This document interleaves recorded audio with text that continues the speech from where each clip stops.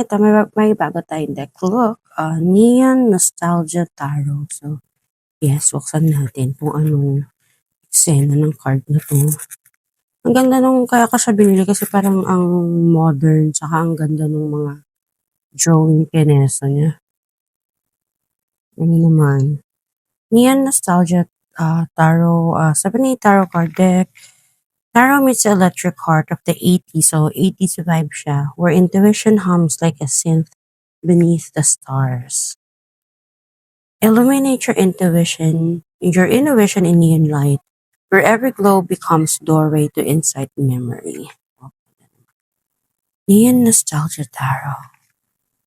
Neon Nostalgia Tarot, messages of memory, ano to? Illumination and retro revelation. Tarot is reflection through time. A mirror glows in color and sound. In this deck, the spirit of 1980s hums beneath every card. So, may mga how to use. May pa-spread na rin siya dito. I don't know if meron siyang card instruction sa loob, pero let's see. Uy, hindi natin buksan. So, yeah, normal black. Oh, may guidebook din siya.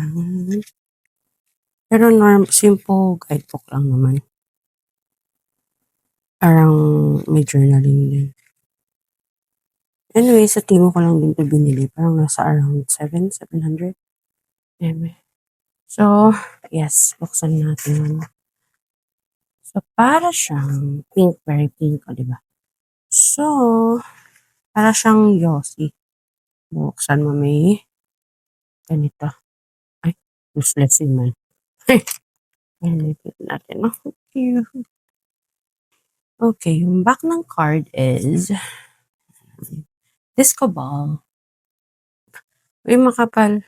Ay, hindi. Okay naman siya. Pero okay na. Okay na siya. Decent card. So, okay naman na kasi hardbacks na yan.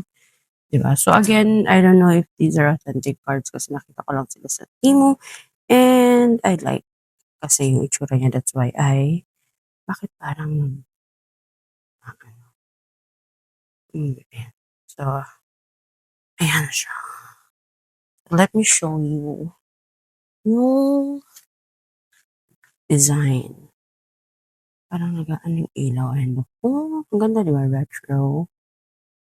But parang, ang wait lang ha. Oo. Magician. High Priestess. Very neon. Very modern. Ang lovers of roller skate. Color ng 80s. May kind of RWS touch pa rin. May pagka-RWS touch pa din naman siya, even though it's kind of modern na. Pero more on roller skates, parang it's reminding me to go back sa ating pag-roller skates. Yeah. RWS siya ni. Diba, every card, meron pa rin siyang, more on, may mga drawings pa rin siya per card. So, hindi siya yung major arcane na lang yung may design. So, these cards are AI, I think, mga AI created via AI. Pero diba, okay na. Nice. Ang ganda. Very kulto. Charot. Ayan.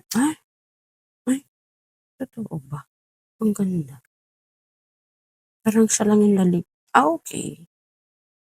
Parang siya lang yung naligaw doon kasi parang hindi siya ganun kaniyan. Pero let's see kung gano'n lahat ng ganda. Oh, scary. Oo nga 'no, parang yun lang yung naiba na queen. Parang so again, wala siyang scheme masyado, so it's more on neon, more on lights, more on so maganda. So yan, ang cute. And of course, the king. Now, tignan natin kung paano siya mag-shuffle.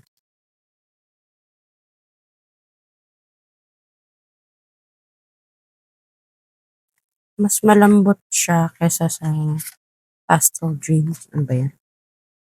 Mas madulas siya. Parang ito yung 'pag nagsha-shuffle kayo, messy shuffle na gusto niyo yung may lumilipad-lipad, nahuhulog-hulog. I think okey 'tong card na 'to.